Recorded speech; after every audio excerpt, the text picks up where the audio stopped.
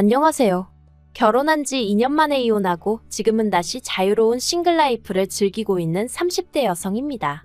다진한 과거 이야기는 해서 뭐하나 싶어 주변 친한 친구들에게도 이랬다 저랬다 말한 적이 없었는데 며칠 전 남편한테 뜬금없는 연락을 받고선 황당하기도 하고 어이없기도 하고 그래서 이렇게 제 이야기 좀 해볼까 합니다.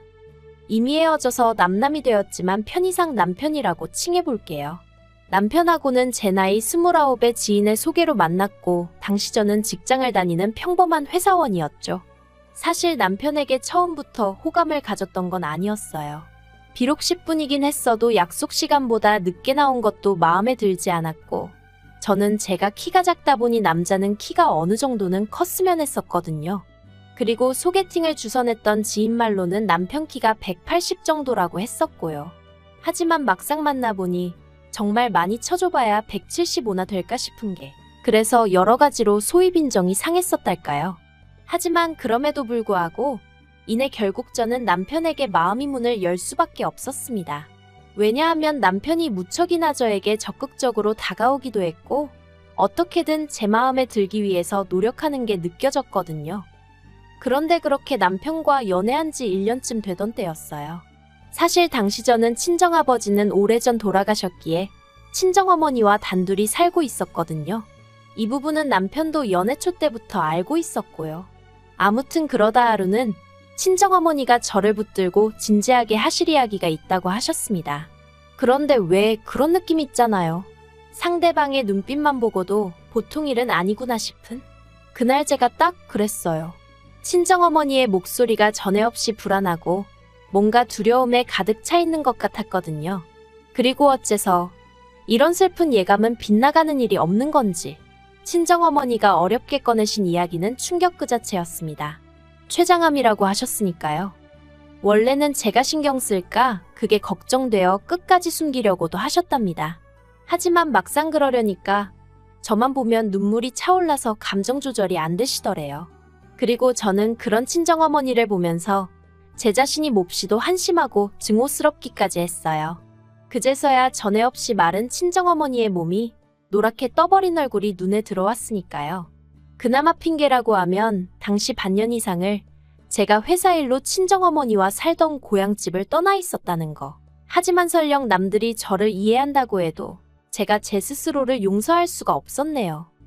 아무튼 그리고 1년 후 친정어머니는 결국 세상을 떠나셨어요. 그리고 저에겐 친정어머니께서 생전 안 먹고 안 입고 모으셨던 몇 억의 목돈이 생겼습니다. 저는 이 돈을 단 한 푼도 허투루 쓰고 싶지 않았기에 그냥 그대로 통장에 넣어두었고요. 한편 친정어머니까지 돌아가신 이후로 저는 소위 어디다 마음을 두어야 할지 모르겠더라고요. 회사에 가도 일이 제대로 손에 잡히지 않았고 식욕도 거의 느끼질 못해서 2달 사이에 5kg 넘게 살이 빠졌죠. 그러자 이제 제 사정을 아는 주변 사람들이 이러다 저까지 큰일 나겠다면서 저한테 남편이랑 결혼을 하는 건 어떻겠냐 뭐 그런 이야기를 하는 거예요. 가정을 꾸리면 좀 안정이 될 거라면서. 그리고 남편도 그런 마음이었던 건지는 모르겠지만 아무튼 하루는 제가 이렇게 무너지는 걸 더는 볼 수 없다면서 결혼하자고 저에게 프로포즈를 해왔습니다. 저는 남편과 연애를 하면서도 사실 결혼까지는 생각해 본 적이 없었는데 그렇지만 그때는 솔직히 말하자면 감정이 좀 복받치는 게 있었어요. 부모님 두 분 다 떠나시고 이제 나에겐 이 남자밖에 없다 뭐 그런 생각도 아닌 게 아니라 들기도 했고요. 그래서 남편과 부부의연을 맺게 되었죠. 하지만 막상 프로포즈까지 받고 결혼 준비를 하나씩 시작해보니까 그동안 내가 이런 남자랑 사귄 건가 싶을 정도로 솔직히 생각지도 못한 혹은 제가 예상했던 것과는 다른 부분이 너무나 많았습니다. 일단 시작은 직장이었어요. 남편은 늘 입버릇처럼 말하기를 자기가 모기업에서 IT 개발자로 일하고 있다고 했는데 실은 개발자까지는 아니고 개발자들이 모여있는 사무실에서 그 사람들이 업무에만 집중할 수 있도록 잡일을 도와주는 뭐 그런 정도더라고요. 솔직히 알고 나선 어이가 없었어요.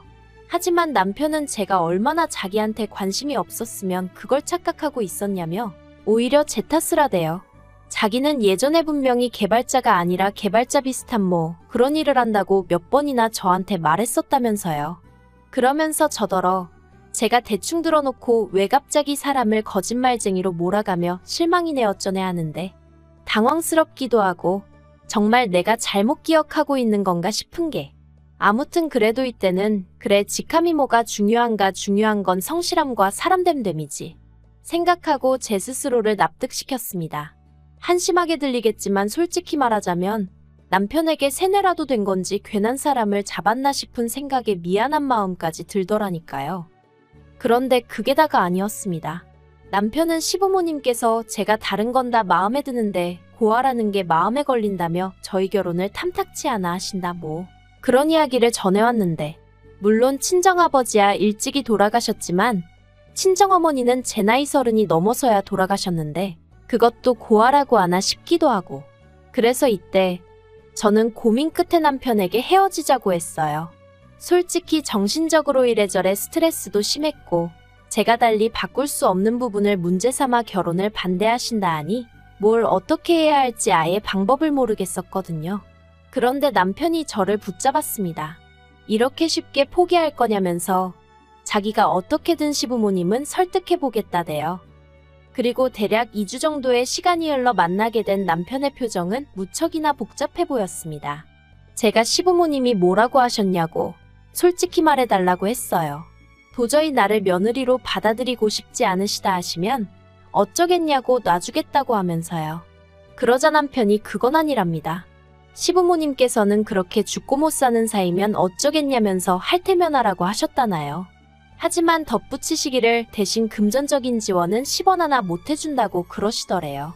그러면서 남편이 그래도 괜찮지? 우리 힘으로 시작해보자 그러는데 제가 이땐 정말 멍청하게도 그냥 어쨌든 남편이 허락을 받아왔다는 게 고맙기도 하고 시부모님하고 부딪히는 일이 쉽지만은 않았을 텐데 미안하기도 하고 그래서 금전적인 지원이 좀 없으면 어떤가 그렇게 단순히 생각을 했지 뭐예요.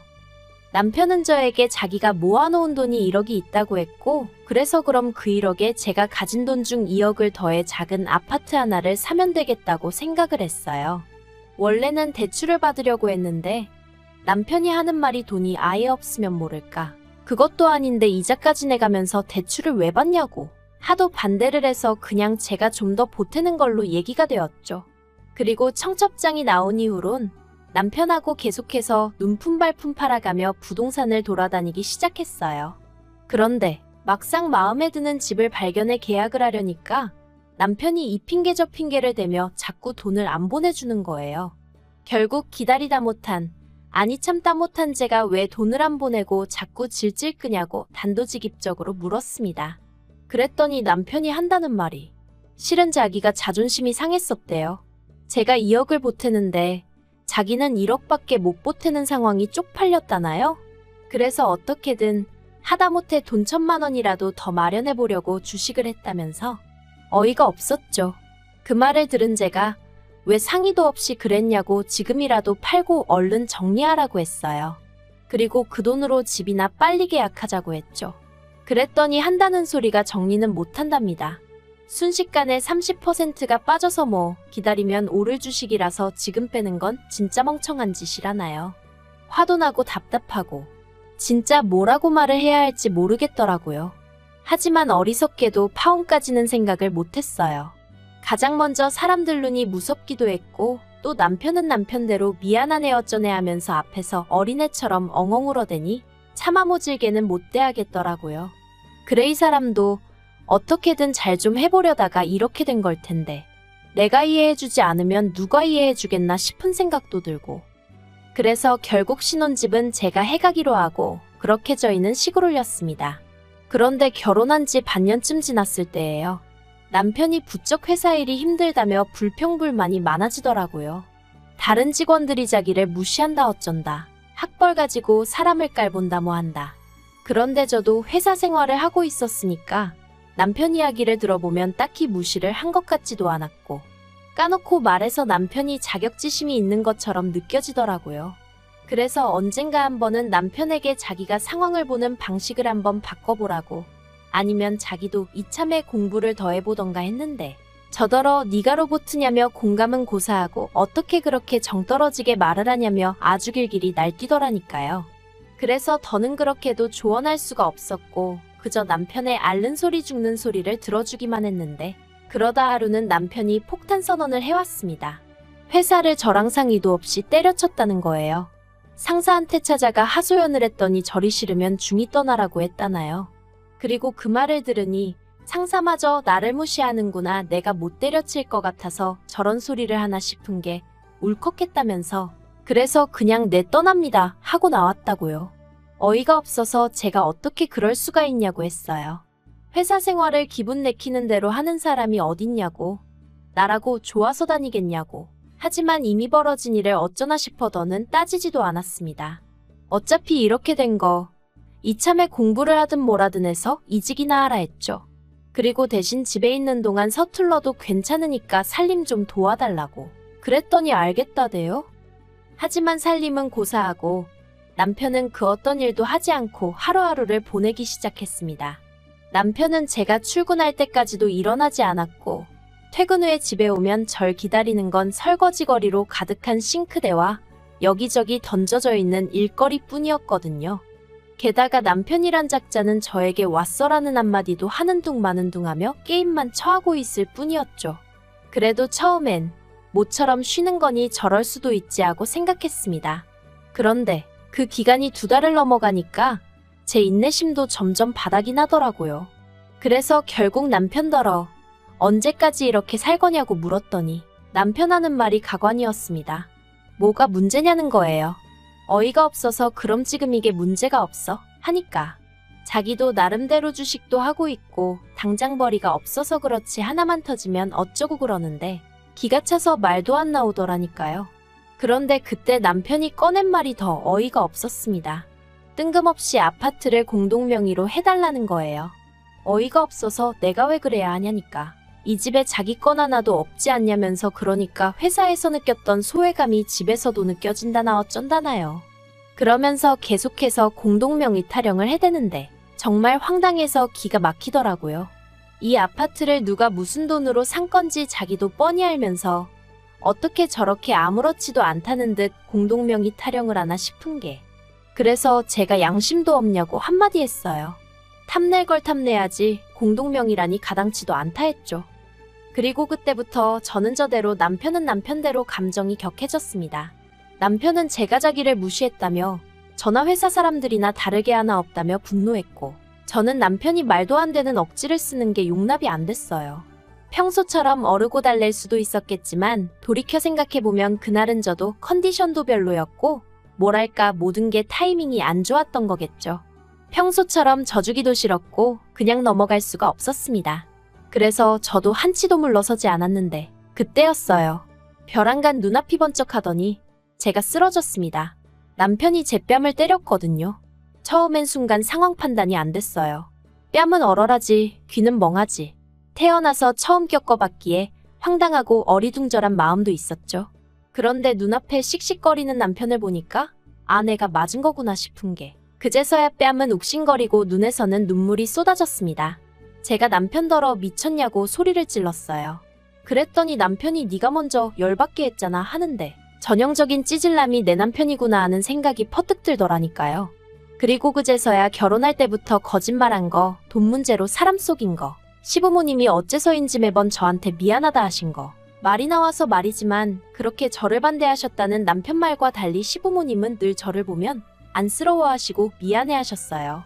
그래서 그땐 반대하셨던 게 마음에 걸리셔서 저러시나 보다 생각했는데 돌이켜 생각해보니까 시부모님은 어쨌든 당신들 아들이 개차반인 걸 알고 계셨던 게 아닌가 싶기도 하고 아무튼 회사를 때려친 이후로는 저한테 기생하며 카드값을 내달라고 하는 것도 부족해서 집 공동명의까지 탐내다니 내가 왜 이런 인간에게 당하면서 살아야 하나 싶대요. 그래서 지금 나 때렸냐고 고맙다고 그랬어요. 이한대로 우리 결혼 생활은 여기서 끝났다 생각하라고 했죠. 그리고는 핸드폰 챙겨서 바로 화장실로 도망쳤고 덜덜 떨리는 손으로 경찰을 불렀습니다. 이후로는 뭐 남편이 동네가 떠나가라 악을 써댔지만 결국 제 집에서 나가게 되었죠. 그리고 그 일이 있고 며칠 뒤 남편에게 연락이 왔습니다. 자기가 반성 많이 했다면서 마지막으로 한 번 만나서 얘기 좀 하자 하던데 설마 했지만 결론부터 말하자면 역시나였어요. 남편이 기껏 한다는 소리가 부모님도 다 돌아가신 마당에 제가 이혼까지 하면 사람들이 저를 얼마나 깔볼지 저더러 모르겠냐 했거든요. 네 팔자가 세니 어쩌니 그러면서 사람들이 쑥덕거릴 텐데 너 괜찮겠어? 회사에는 뭐라고 얘기할 건데 그러는데 이 사람 정말 비열하구나 싶은 게 치가 떨리면서 사귈 땐 왜 몰랐을까 하는 후회뿐이었죠.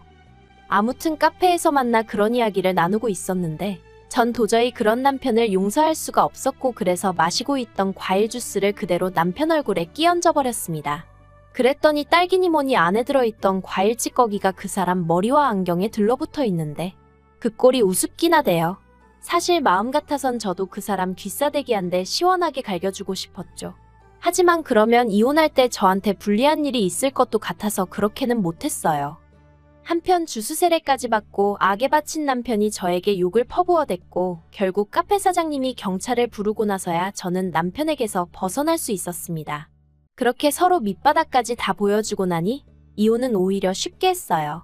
결혼 생활이 짧아서 위자료 같은 건 못 받았고 그나마 위로가 되었던 건 그 과정에서 남편 재산을 알게 되었는데 주식에 넣었다던 1억은 2천도 안 남아있더라는 거죠.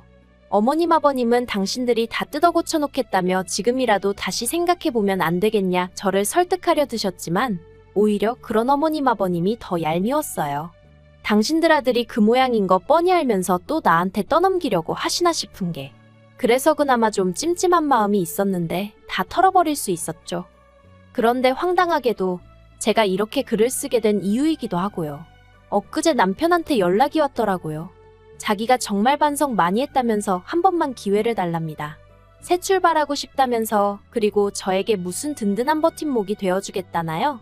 혼자는 힘들지 않냐면서 이번엔 아이까지 낳고 정말 완벽한 가정을 꾸려보자 이러는데 소름이 끼치더라고요.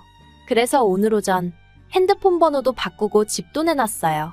당분간 회사 때문에 어디 멀리 가지는 못하겠지만 제가 죄를 지은 것도 아닌데 숨어 지내야 하나 싶은 심정이네요. 요새 제정신 아닌 사람들 많으니까 조심하는 것도 나쁘지 않겠다 싶어서요. 서글프지만 제 인생 돌아가신 부모님만큼이나 관심 가져줄 사람은 없다고 생각하고 그러니 더 독하게 마음 먹고 살아가렵니다.